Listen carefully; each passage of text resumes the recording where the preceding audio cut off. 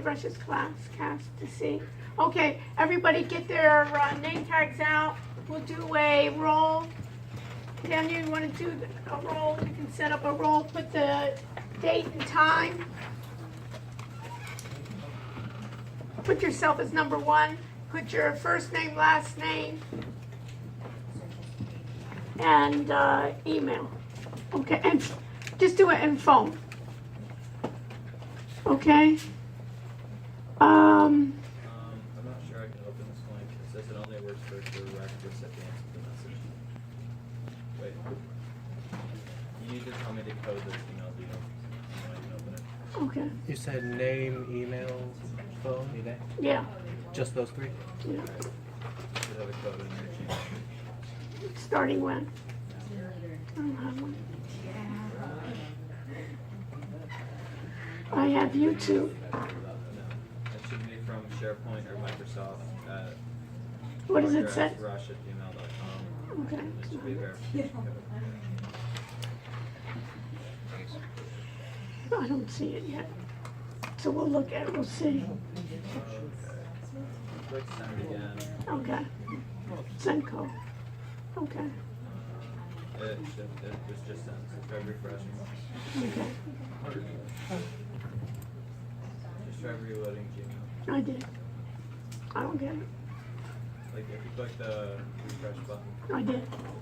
yeah, Yeah. Yeah. Not getting it. yeah, Hmm? right. Okay. I'm not sure why it's not doing it. Okay, let me just see. For me. Hold on.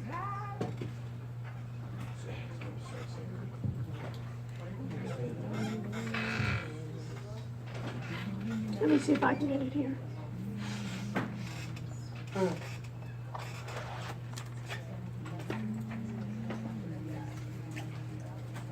Let me see if I can get the code.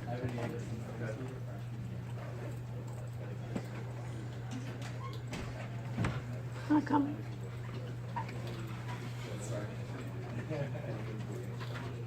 I don't know. I'm not getting it. I'm not getting it either. Yeah. Let me just see another one. Hold on.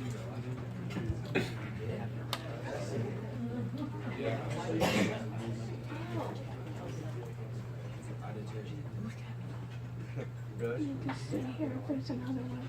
I don't think it would be from him though. It's on a SharePoint server. But I'm trying to see if I have another version. That's all.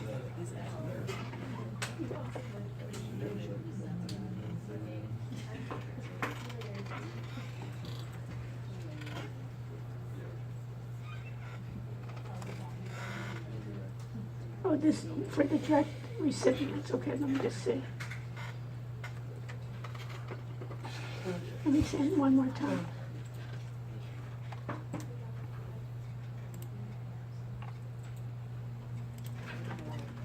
No. Mm-mm.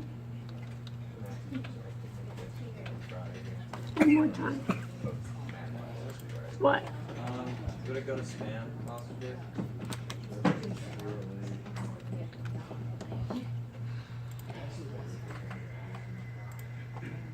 Let's see. Yeah. Let's go here. Okay. Try this one. Oh, can you turn on the, can you turn this on?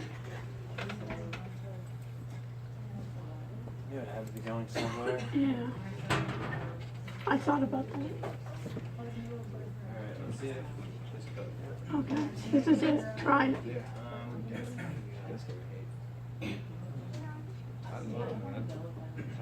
Okay, does any questions before we begin? Where's the roll?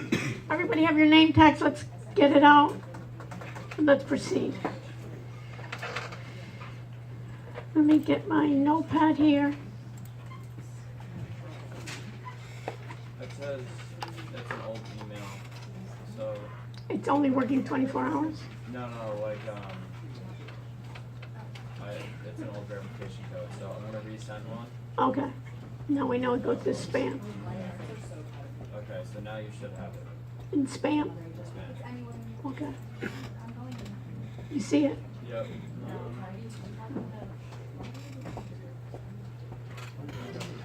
Let's see. Okay, so what's today's date? Wednesday? Perfect. All set. Okay, perfect. Try it. Yeah. And try it with different companies and see how we can get it to work. Wednesday, what's today's date? October 2nd, 2019. You want to import it into 7 or 8? 8.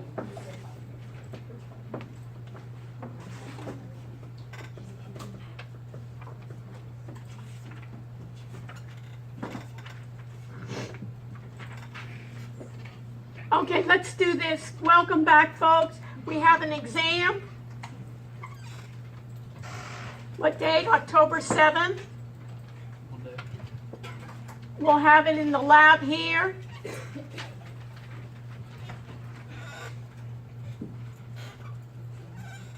What you need to bring to the exam: picture ID. Your university ID is fine. You need to bring number 2 pencils.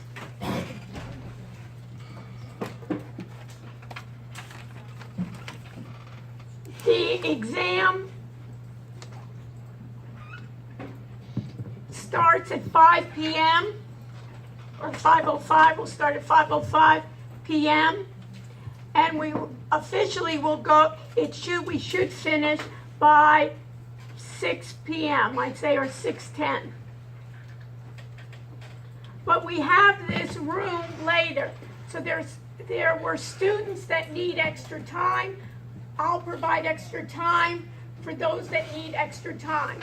The reason why I'm doing it this way is that if you have any questions, you can ask me rather than some students take their exams in other places. Everybody will be taking their exam here.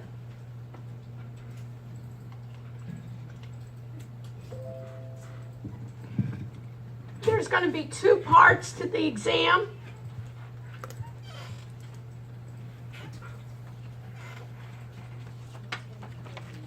The first part will be multiple choice, and the second part will be open-ended.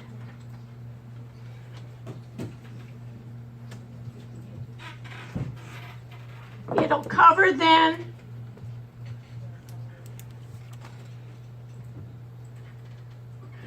you're okay with this now?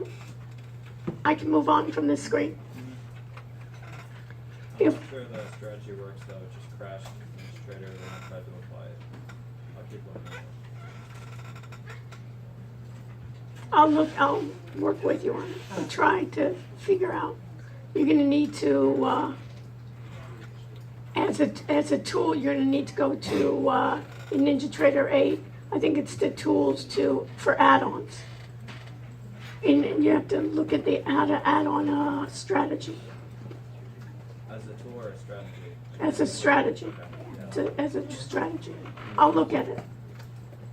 Okay, you should have, we'll be covering chapters 1,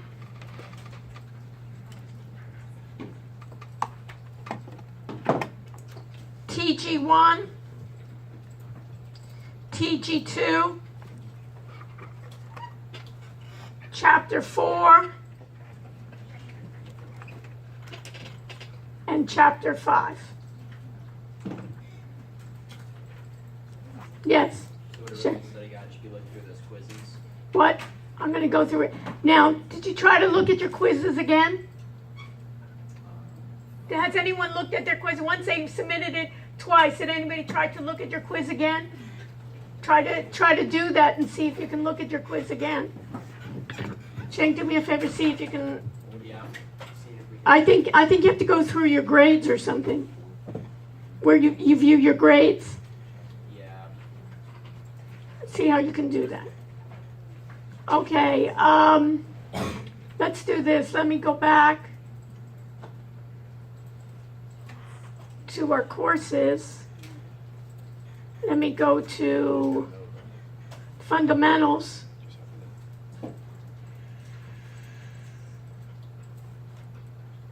Course on PowerPoints. So chapter 1.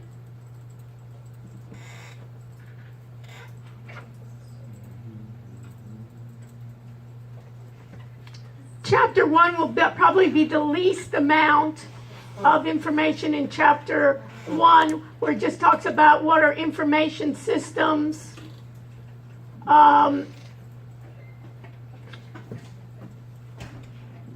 it doesn't look like you can go look through the questions. If you've done it twice, if you only done it once. No, you should be able. Alex, how do you look at your quizzes? You remember from Blackboard? What? I know you can only look at it once unless you try to do it. No, you should be able to. Try clicking on the quiz itself. Oh, you're right. Yeah. I'm right. So what you do is you click the little number actually. Okay. Okay, so it's Shane. So you want to You go to my grades. my grade, so you can review. This is good to know. You can review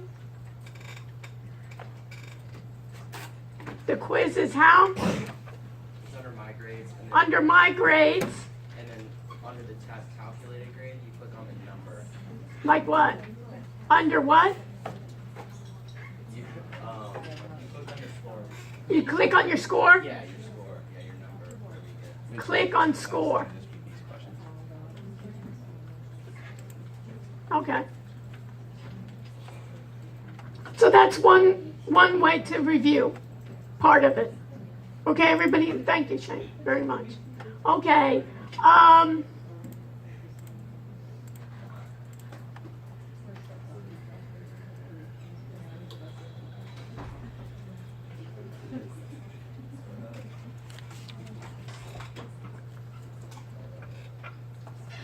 PowerPoint. So let's look at hardware. So I'm downloading the hardware. Folks, you can download it with me.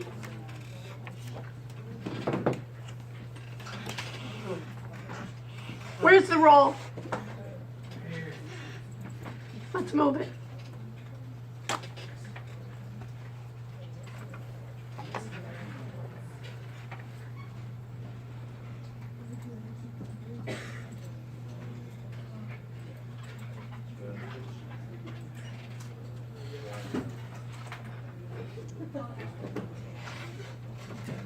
Okay.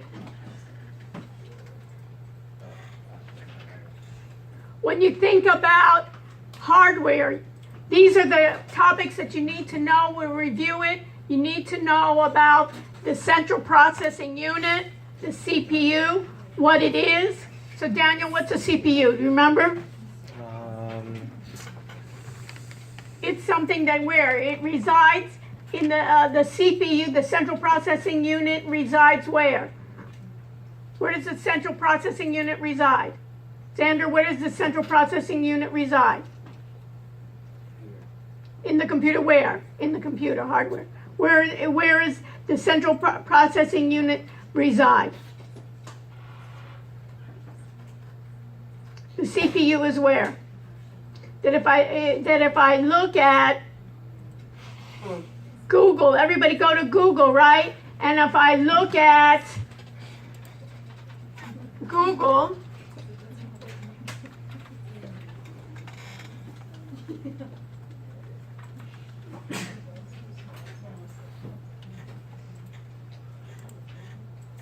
it's the processor, and where's it going to be? It's a lot of times we think about it, the brains of the computer. We think about it that it's going to be on the motherboard of the computer. And if you go to your web links, everybody go to web links. If you go to web links, on the very bottom of your web links,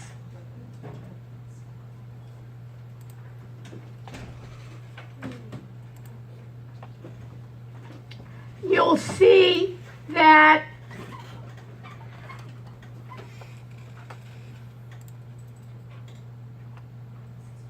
you have different parts. You have something called a CPU, right? You'll have then memory hierarchy. You need to know this memory hierarchy. You have something called a register. You have something called cache. You have something called physical memory, which is called RAM, and then you have a disk. The register resides in the CPU. The register resides in the CPU. This is the last link on your web links on your where? Where, Blake? Where is this? It's on Blackboard. It's on Blackboard, and the last one. This is a good review too, that you can think about it. Now, when we think about memory, you need to differentiate. We have something called a register that is very fast, is the fastest in the hierarchy of memory. And that registry will store very small bits of information. The next is we have cache. There's different levels of cache. And have you ever typed in Google and seen, for instance, your past searches? Who has seen that? When you type in Google, you've seen your past search. That's in where? That's in cache. So they basically store that. So that's in cache. That's going to be very fast. Yes. So if you delete your past searches or turn off searches, Right. then what happens to the cache? It's erased. And then you have physical memory, and that's called RAM. And what does RAM stand for? You'll need to know that. What does RAM stand for? Who can tell me? Yes. It's either remote access memory or Random access memory. So a lot of times they'll tell you the difference here in random access memory, and then they'll have something called ROM, read-only memory. Put this in your notes. ROM, read-only memory, was done at the factory. You don't have access to put anything in read-only memory. So when you boot up your machine, for instance, there are things that when you boot up your machine, no matter what machine it is, there are basically instructions in where? Random. It's not in random, but what? Read-only memory. You can't. Read-only means what? You cannot what? Delete it. Good. So in this case, you cannot delete it. Now, there's something also called storage.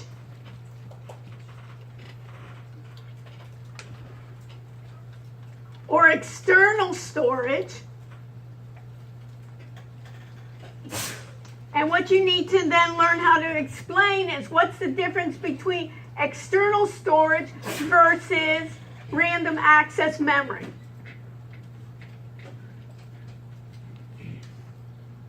Where's the roll? Where is the roll around? Oh, beautiful. Everybody signed up? Who hasn't signed up? So come and get it. Somebody has to. I know it's hard. Okay. So the idea is then, what is faster? If I gave you this diagram of a register, a cache, physical memory, and disk, and I wanted to say, what is the time difference? Which is the slowest? Disk, physical memory, cache, or registry? What would you say? It would be the disk, the hard disk. Now I can have different versions of the hard disk that I can have, for instance, SSD, right, for solid state drives that are faster than what we consider other types of drives. But it's still going to be slower. And what's the main difference between external storage and RAM? Alex, what's the main difference if I asked you between the other Alex? What's the main difference between external storage and RAM? RAM stored inside. Okay, so isn't storage, if you have a hard drive, can you have a hard drive inside your computer? Yes? So what's the difference? You guys need to know this. Doesn't one of them like delete it? Okay, first of all, random access memory is what? Is going to be, when I shut down my computer, whatever I had in my random access memory, it's called what? Volatile. We'll put that in your notes then, and it's called then, random access memory is called volatile.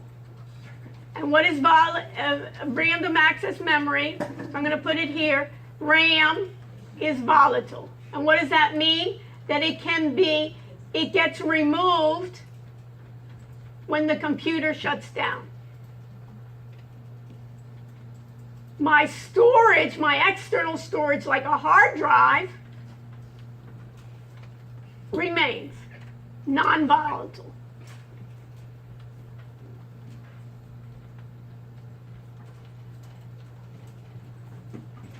When you have Word stored on your computer, or NinjaTrader here is stored on this computer, where is it stored? In RAM, A, RAM, B, ROM, C, hard drive, D, all of the above, E, none of the above.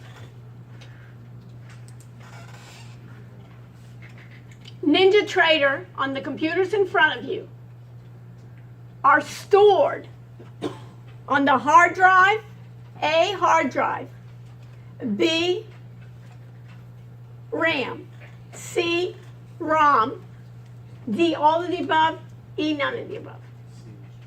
Which is what? It's going to be on the hard drive. But then when you run NinjaTrader or you run Word, a copy of it comes from your hard drive and goes to where? Random access memory. And you always are running your programs from where? Random access memory. So you want to have a lot of random access memory when we're running something like our forecasting programs, because what? The more that we can have running it, we can start doing, you remember the optimizations, that it took a lot of processing time? We want to have more RAM. But if we have many programs, many videos, we can store it internally on what? Our drives, or even we can store it in the cloud. So the cloud basically can store information. It's storing it on storage devices.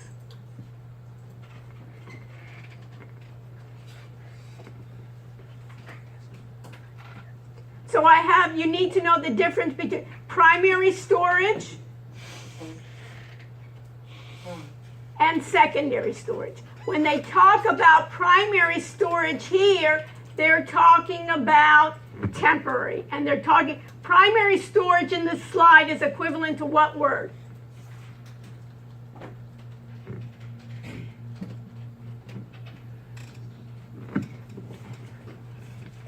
Chris, primary storage is equivalent, according to the book, is equivalent to which three letters? Random access memory. So primary storage is like RAM. Yeah. Secondary storage, give me an example of secondary storage. You're on a roll, Chris. Secondary storage would be like a laptop, right? Or no? What in the laptop? Oh, okay. Then it would be like the What in the laptop? It's in the laptop, but what? There's a lot of stuff in the laptop. like the operating system. No. We're guessing. Good thing the exam is not today. That's all I said. Information. Secondary storage. What's equivalent secondary storage? Scott, what's the secondary storage? Hard drive. Hard drive. Beautiful. We're talking about hardware, right? An operating system. We're on Chris, an operating system is what? Hardware or software?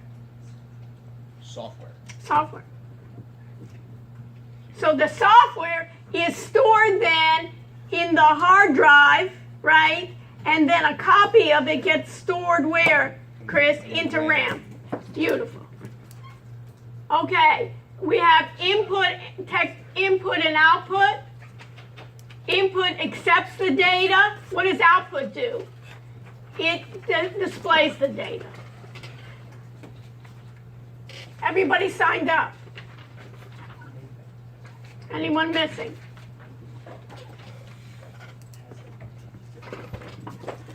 Okay.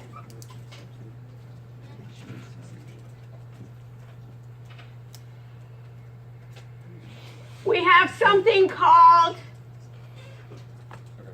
a client, and we have something called a server. Your laptop is a client or a server? Austin, your laptop is a client or a server? Client. Client. So a client then would be the end user. Give me an example of what would be if, for instance, have you ever had like a Google Drive? So Google Drive is stored where? On my client or the server? On the server. On the server. So Google then has another computer called the server. You as the client can gain access and you can download your files down to your client. Okay, very good.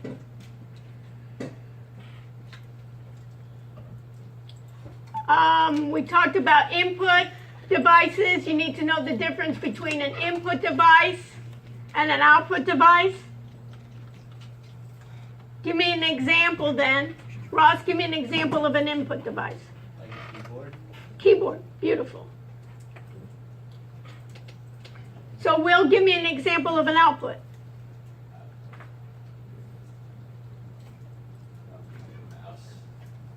Output. What do I say? What do you see in front of you? Look in front of you. A monitor, right? It displays outwardly, right? That you can have it. If I wanted the output, right, I wanted to get it in printed format, I could get it via my printer here. So I could do my inputs then, I could do with my gestures, right, a swiping. These could be my input, right, my keyboard, my mouse, my pointing, right? Those are all going to be then my input. My output then can be what? My voice, my printer, my monitor can be output devices. My CPU of how it works. We talked about it already. It's going to come from random access memory. Data are going to travel on the chip. I have something called in the CPU, I have something called an ALU that stands for what? Arithmetic Logic Unit. And what do you think Arithmetic Logic Unit is then? Where's Cammie?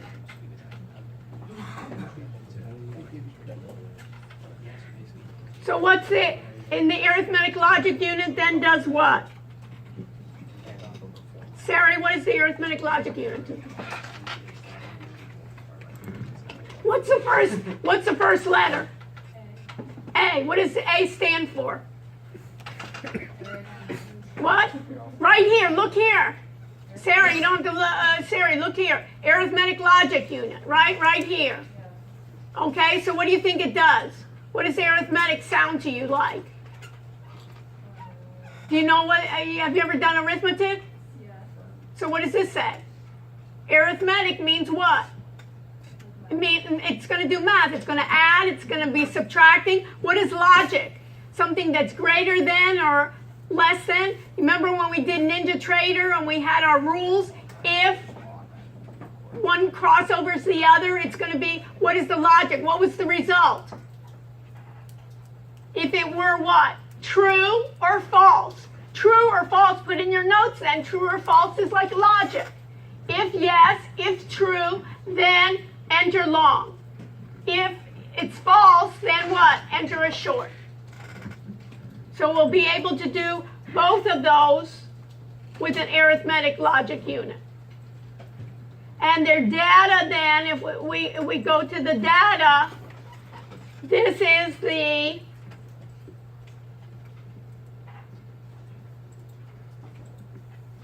you need to know this. So here is my microprocessor. This is my CPU right here. I have a control unit that's going to control then all the processes. Just like Sari was telling me, it does what? It does math and it does logic, true and false. And the registers are what? The registers then are going to store small amounts of data. And how fast is that going to be? Very, very fast. And my primary storage, my main memory, what's another word for main memory? What's another acronym for main memory? Marissa, what's another name for main memory? What? What's another term we used? It was 3 letters. It started with random what? Random what? Access memory, right? It's the RAM. Okay, secondary storage. This is too much for me, guys. It's way too much. If you don't, secondary storage then is what my external, my output, my communication devices, my microprocessor I have here, and then I have something like Moore's Law. You need to know about Moore's Law. And Moore's Law is what? Zach, what's Moore's Law? And if you don't know, what are you supposed to do? Who can tell us? You need to know Moore's Law, which is what? Which is what, Scott? It's like the idea that computing power doubles every 2 years. Yeah, computing power. So it's basically that I can anticipate. So what can I think about? The performance of computers then are going to be what? It's going to be much more powerful in the future. What's usually going to be happening to the price? Going down. Going down. So it's one technology, which is great that I know that in 2 years. And what's the key for management? The key for management is to do what? Is to decide when are they going to do replacements. Because I can do it almost every month. Anybody see the iPhone 11? Have anybody gone to the Apple store?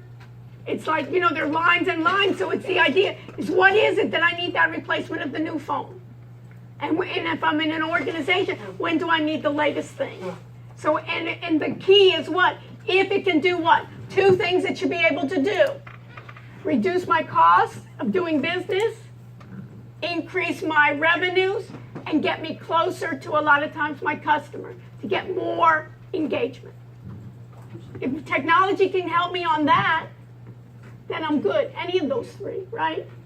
Reduce costs, get me more efficient, right? Basically get me a competitive edge. That's going to help me. Okay? So I'm able to work on that as well. So then the next chapter is software. So you need to know, go through this. What I would suggest you do is go through the slides of your hardware. You need also to know the computer capacity, memory capacity, your memory hierarchy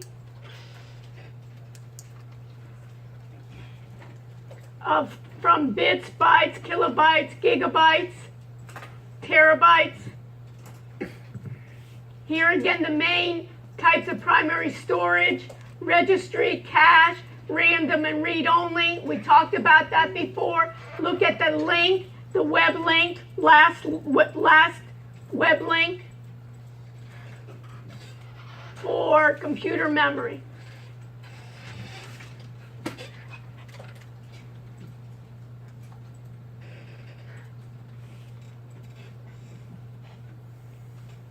Secondary storage, we talked about anything in the secondary storage, so I could have SSDs, I can have solid state drives,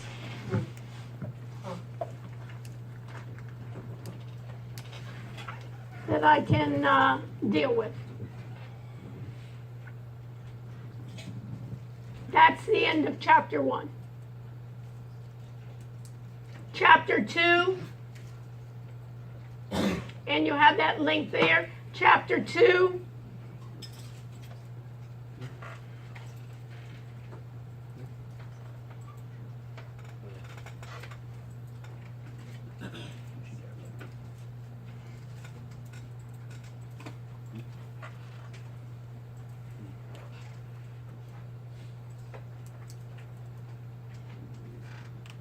Is TG2 of software.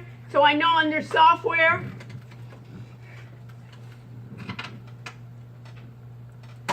what's the key? I have 2 types of software. What are they? I have application software, and what's the other one? System software. This is the key. They're both software. What's the main difference? That if I looked at something like Mac OS, I know that's system software. If I'm thinking about something like what? Like NinjaTrader platform, that's an application software or system software? Chris, NinjaTrader. Yeah, Is systems or application software? application software. Application software. So I know that in that case, if I looked at my enabled of my, that I have my hardware, my systems, and my application. I think about in my software licensing then is, what's the key to software licensing? Is that in software licensing, if it's being sold or not sold, what's the key to software licensing? Is the idea that people then routinely make copies of that software, and I want to keep my intellectual property that is, it needs exact explicit permission, and that practice is of piracy is legal or illegal? It's illegal. Some countries are more in violation of this. I have open systems and I have open source software. Open systems then will allow me to work together on the operating system. Open source software is usually allows the whole community to make changes to that. And applications. So you know the applications of the software, so that's the software part.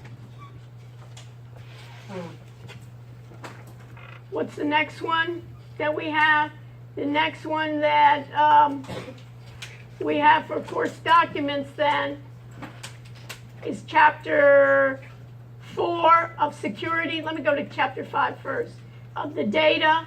Once I get the data, what's the key here that you need to know in data? In enable, let me enable the editing. The key is, why is this always having this Camtasia here?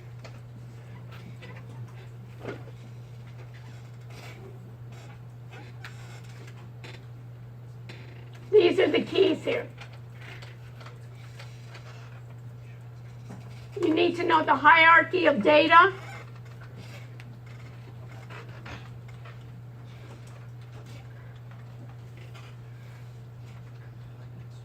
You need to know about a database. The idea of big data. We use big data. What was a good? You need to know what is an example of big data. What are the characteristics of big data? How is NinjaTrader software that we used an example of big data, and given examples of how you use NinjaTrader for big data? So who can tell me? How, Scott, we'll go back to you. You're on a roll today. Very good. So how is NinjaTrader, if you use that platform, how is that a good example for big data? What would you say? I mean, because like you're analyzing a stock over like the course of a year, and it changes, you know, every couple seconds. So like there's an insane. It's basically it's a great example of looking at it. And what are we trying to do? What's our goal in analyzing that big data of those stocks? What's our goal? Yeah, predictive trends. Predictive trend. And what's our goal? What's our goal? To make what? To make a profit, right? Yeah. That's our goal. Not to lose money, is to make money, Yeah. right? So our goal is to make, we have a goal, and we're going to be analyzing it. And what are we doing in big data? Then we're allowing the computer to do what? To have algorithms. To what? To analyze my data, to optimize my data, and I can do what? I can do 100 different stocks over a number of different time periods and find continually what? It's electronic. Basically, it's in electronics, basically on the computer, what? It can allow me to tell me what? It can buy and sell for me. And excellent. That is a possibility for an open-ended question. Of showing those characteristics of big data and showing those examples of what you did. So, along with that big data, the whole idea is predicting. And they have it like what they call 3 V's.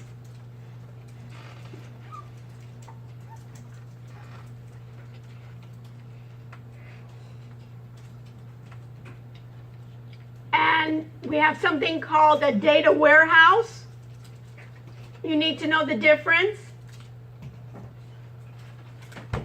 And a data mart.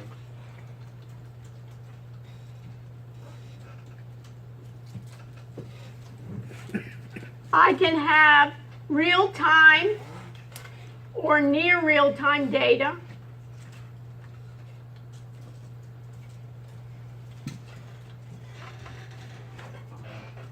And is that a data warehouse? This is a good test question. Is real-time or near real-time data stored in a data warehouse? No. No.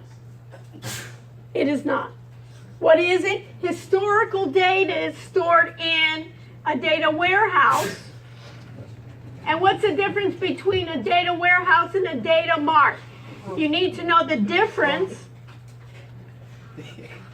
between a data warehouse, DW, and I'll put DM.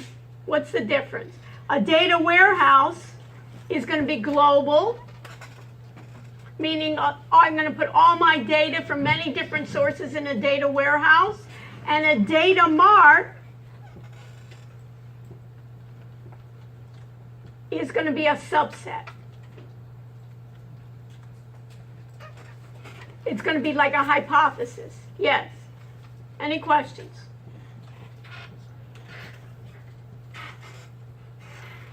So you need to know those areas. You need to know what data governance is.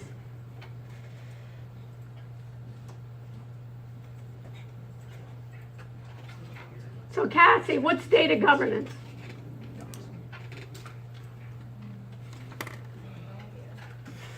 What's data governance? We know what data is, right? So what's governance? Yes. It's like managing data across like entire systems or organizations. Beautiful. Managing data across the entire enterprise. So what does that mean? So Cassie, let's say you're going to be then the CEO. You're going to get, basically we're going to do a startup and you're going to get data from all your customers. When you have all that data from all your customers, it's basically you have to instill data governance. What does that mean? What data is going to be collected?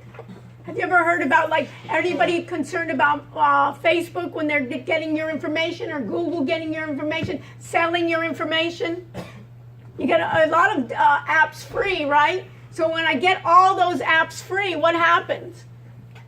It's basically somebody in the company has to say, hey, what are we going to do with this data? Are we going to sell the data? Cassie, you say, you know what, we'll do a startup and we won't charge anybody anything. But somebody has to pay your salary and somebody has to pay my salaries. And even if we get investors, they want their money back. So what are we going to do? You'll say, we'll do ads. Well, based on those ads, what are those advertising doing? What kind of are they telling their customers where their data is? So you need somebody in the organization, a group of people, to say, what are we doing with the data? What kind of data is being collected about you?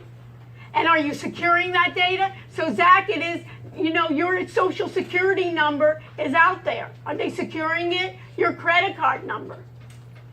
When you submit to Amazon or any other e-tailer, right? You're submitting your data there. So in this case, that data governance then is going to allow me, when I'm going to be doing that, to have the enterprise store that. Okay?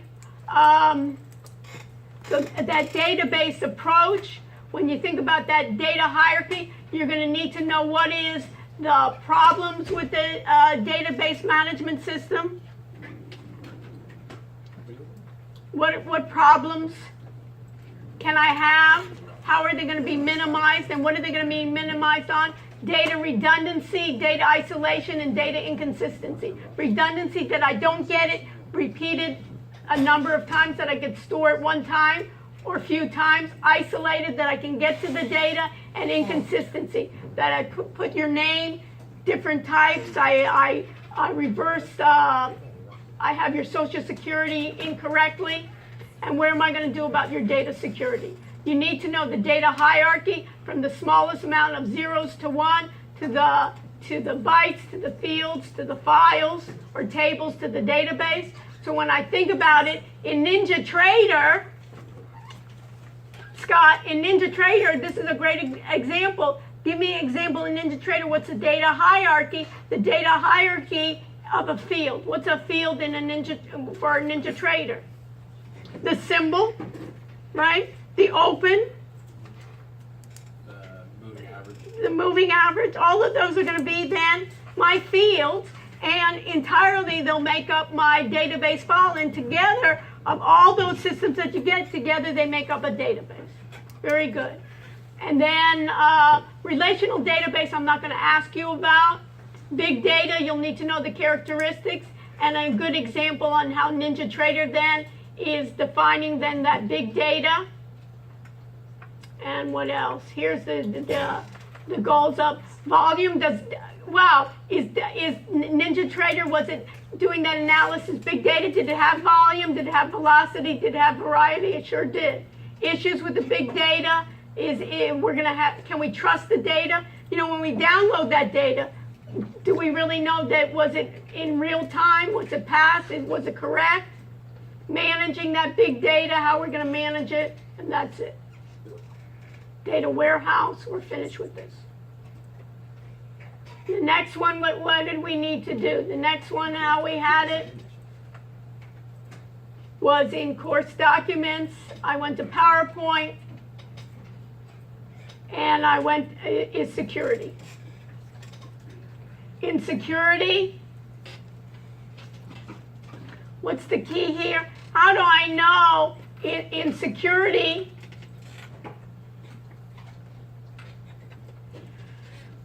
what are going to be the important problems of security? Is you need to know what is a threat. A definition, you'll need to know the definition of a threat, an exposure, and vulnerability. Somebody, think about it. When I trade, I really want it secure, because guess what, Scott? Somebody can come onto my computer and what? Basically steal all my money, basically corrupt my trades, shut down the computer, right? I lost data, I lost power. So I need to know those of the security information.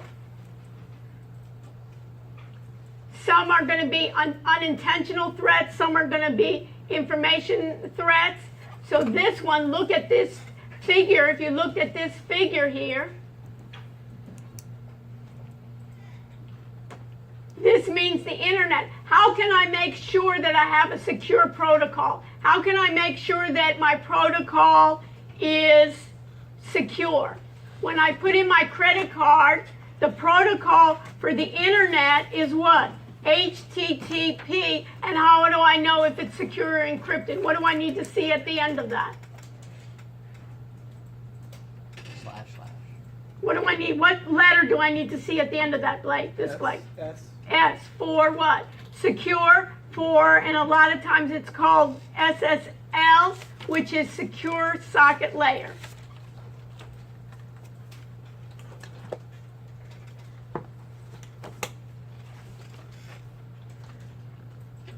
So I need to be familiar then with the secure letters, errors here. Social engineering we talked about already. We can have deliberate threats to the system. You need to know about software attacks.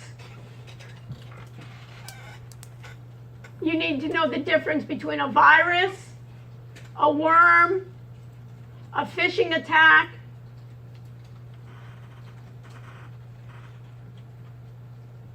and a spear phishing. In a phishing attack, Shane, in a phishing attack, do I need the user to do anything? Yeah, don't you click a link or something? Yeah, so I need that the user, if the user doesn't touch anything, you get a suspicious email, right? And it says, click here. What should you do? You shouldn't click here. And if you do, then they're going to download some malicious program to your software. So many times you need to know the differences between that. What else? Remote attacks. You need to know about Trojan horses.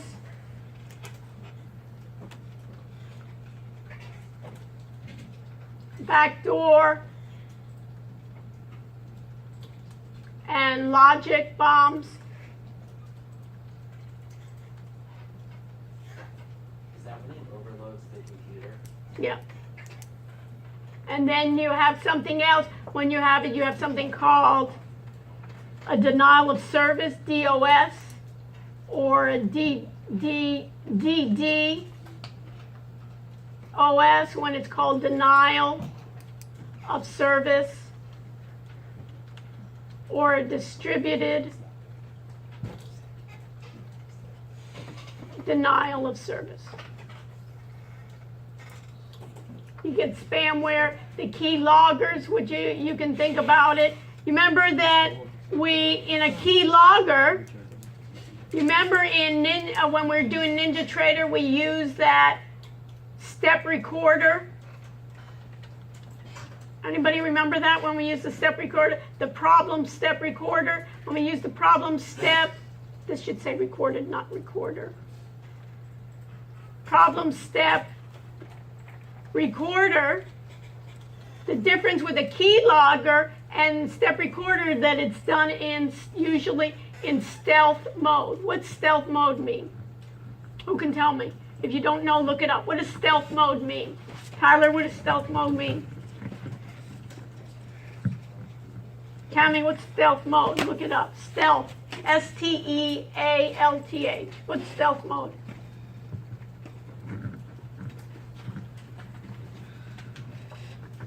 Who can tell me? Sari, did you look it up? Yeah. What does it say? Can you speak up? I can't hear you. Complete temporary state of secretiveness, usually undertaking to avoid other competitive. Okay, so let's do this. If I do right now, if I type in step recorder, you see this? I have the step recorder, and I say start recording. And now, if I start recording and I move my screen, I'm using step recorder. And let's say I minimize my screen. And now I stop. And now I view. You see how the screen, it says here, use left click on text unit. You see this? How this highlighted exactly my screen? So Sarah, if I do this, what's the next screen? It's going to say use key enter. Notice it went to this part of the screen. It highlighted. It showed me that what? I minimized. And it gives me instructions. This recording session said it recorded 3 steps that I did. It told me the operating system. It told me what the step 1 was, what step 2, and what step 3. By me, and I could save it. What's the difference on this keylogger? Step recorder is just like a keylogger. The only difference is why they're putting it in security is that this is done without your knowledge. And this, if you're using your employer's computer or network, they can, in the United States, they can record what you're doing. So that was 4, that was 5. The other thing that you need to look at is in your PowerPoints, put this in your notes, there's something called automated trading systems. You have a PowerPoint called automated trading systems. If I open that, I'm opening it from my external storage. And what's going to be important here is you'll need to know these. What's an algorithm? It's a specific set of clearly defined instructions. So you'll need to know what is an algorithm.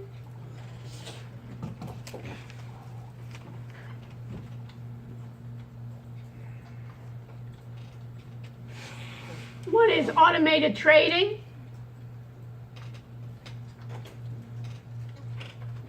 A process of using computers programmed to follow a defined set of instructions for placing the trade in order to what? You see that, Scott? To generate profits. That's the goal. High frequency trading, or HFT, the difference between what we did and high frequency trading are those strategies are carried out to move in and out of positions not only in seconds or fractions of a second. And it's the use of automated algorithmic software trading robots. And they can basically monitor for triggers that may cause massive market fluctuations. So when we say audit trails, basically something like the Security and Exchange Commission can look at the market and look for suspicious activity. So what they can do, Daniel, is they can say, hey, you know, there looks like a lot of people dumped this stock before it went public. How did they know? When there was bad news. So basically, you can look at that. So we went over it. You need to know what are the advantages of automated trading systems. This is good for open-ended questions, right, Scott? Yes.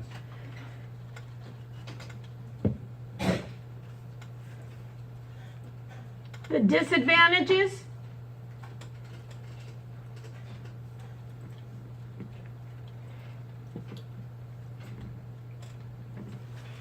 That I can lose my money a lot quicker. That maybe the power goes out, like it happened to me today.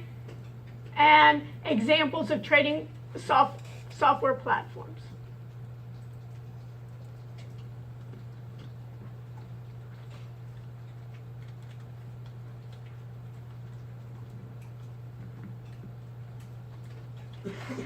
You can go to your web links, and you have on the bottom, let's go to the web links.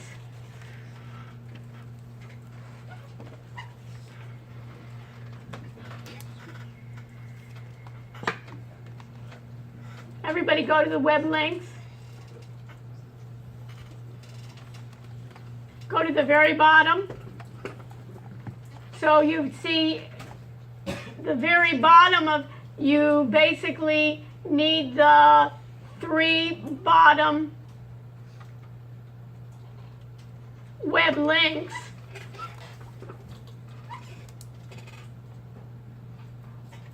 And one is called what? Automated Trading Systems. Pros and cons. The other one is Basics of Algorithmic Algo Trading Concepts and Examples. And that last one is just to give you some more references to the memory hierarchy, if you need that for explanations.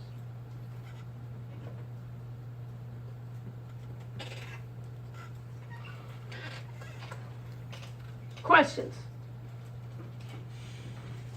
So, as I said before, the exam will be 2 parts.